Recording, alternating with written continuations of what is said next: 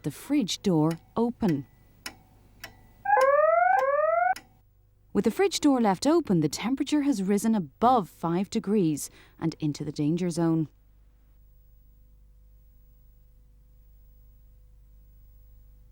The danger zone is between 5 degrees centigrade and 63 degrees centigrade. This is when bacteria are most likely to multiply. Like us, bacteria like to be at room temperature. They fall asleep when they're too cold and they die when they're too hot. So frozen food should be kept under minus 18 degrees centigrade and chilled food under 5 degrees centigrade. Bacteria will stop growing over 63 degrees and will be killed at 75 degrees centigrade. Bacteria are most active, like you and me, between 5 and 63. The core temperature of food is found at the centre of the thickest part of a piece of food. This is why a temperature probe is often used to gain the most accurate reading. The probe can be inserted into the food itself or between packages of food so that the temperature at the centre of the food can be recorded. Allow the reading to settle. Remember, when you're using a temperature probe, you must disinfect it with a probe wipe between each use. This is to avoid cross-contamination. The only way you can be sure that food has been kept out of the danger zone is by regularly checking the temperature. And the only way that everyone else can be sure is by checking the temperature records. So remember, there's no point in measuring temperatures unless you record them. And don't forget to put the temperature record back where it's supposed to be. If you think that the temperature probe is wrong, don't just record what it reads. Check again or call your supervisor to check the temperature using a clean probe.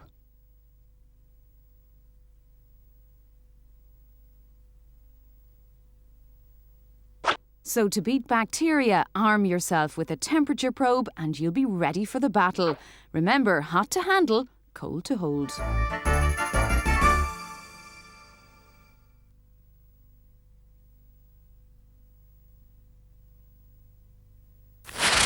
Module 5, Cleaning. No matter where you work or whether you use cloths, hoses or machines to clean your workplace, the reasons for cleaning and the stages of cleaning are the same. And who's responsible for keeping your workplace clean and safe? You are. John knows he's responsible for cleaning the kitchen. Let's see how he gets on.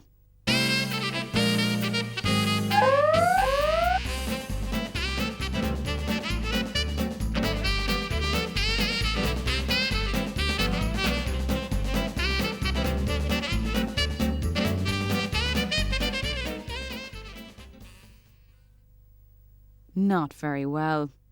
And they certainly don't think so. This makes more work for everyone.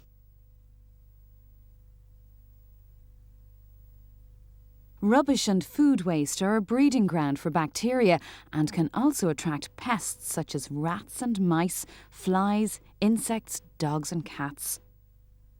Bins should be emptied regularly and kept covered. And remember, it's not only your supervisor who'll be annoyed with you if you don't do your share of the cleaning. So what do you need? Clean hot water for starters. If you use dirty water, you just spread the dirt around.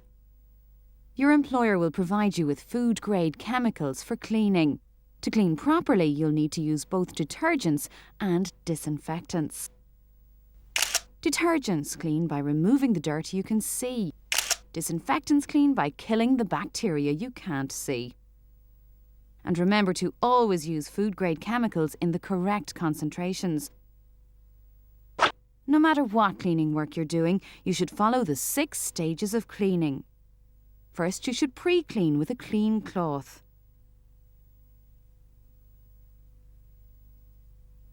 Then, using detergent in the right concentration, you thoroughly clean and then you rinse with hot water. These 3 stages take care of all the dirt you can see. Now, to kill the bacteria you can't see, the 4th stage is to clean using a disinfectant or heat.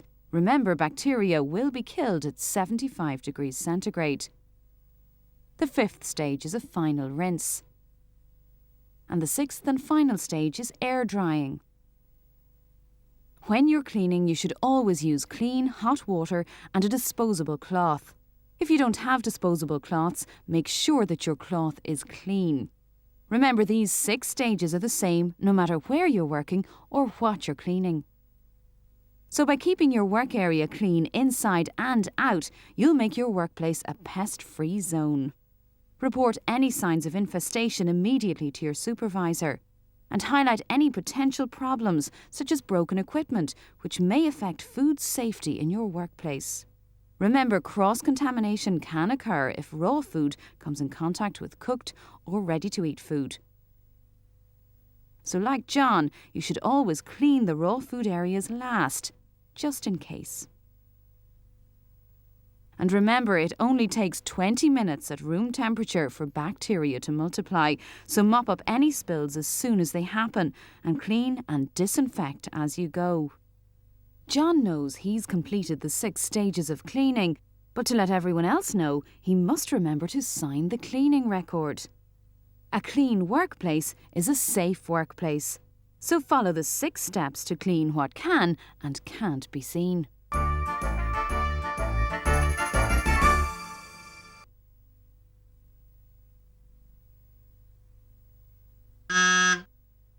Module 6, Deliveries. Where does all this food come from? By knowing your suppliers and how they operate, you can be confident that the food they deliver to you is safe to eat. But what happens when it gets to you? You need to be there when the delivery arrives. That might mean an early start. If you're not there, how can you be sure that the van is clean, that the driver handles the food properly, that it arrives at the correct temperature, that the delivery of food is safe?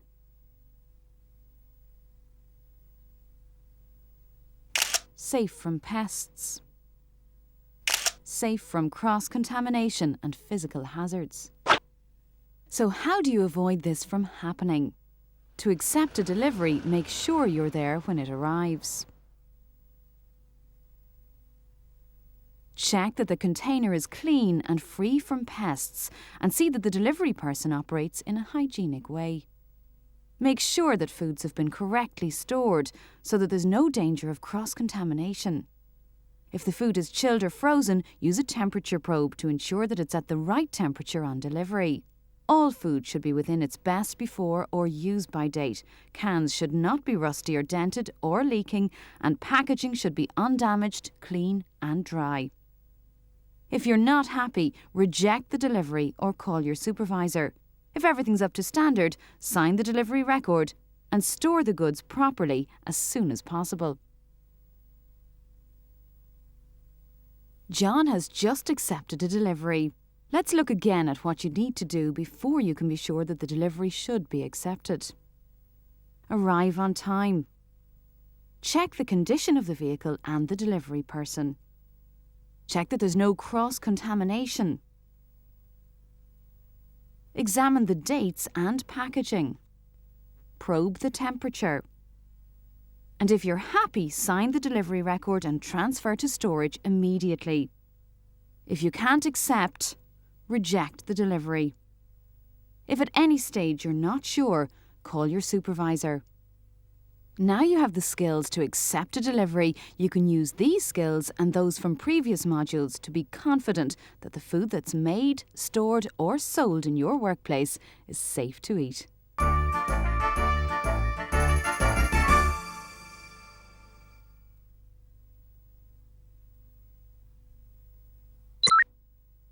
Module 7. Show what you know.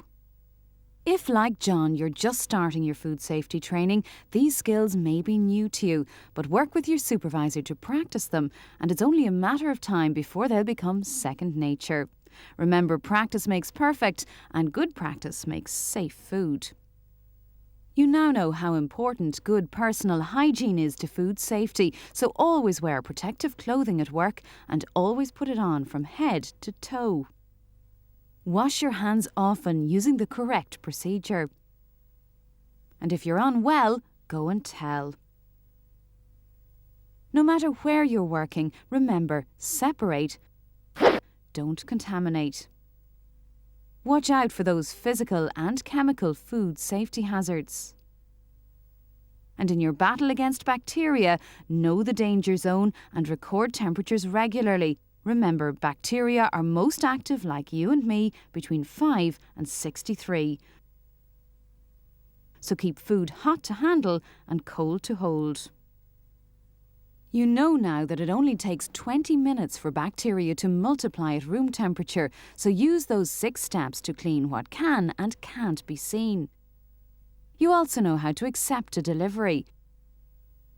Your supervisor and your fellow workers want to be sure that you can do your job properly, and customers want to know that the food they're going to eat is safe. It might be up to you to reassure them, or even to tell them how they can keep food safe. You may have to demonstrate these skills to a range of people: your customers, auditors, inspectors, your managers, and even your employers. If you practice all of the food safety skills you've learned all of the time, both you and your supervisor can be confident that the food you're producing is safe to eat. All you have to do is show that you know how to keep food safe. So show your employer how you put your training into practice. Remember, your employer is a customer too, and so's your supervisor, your fellow workers, and even your own family. They all want to be sure that their food is in safe hands.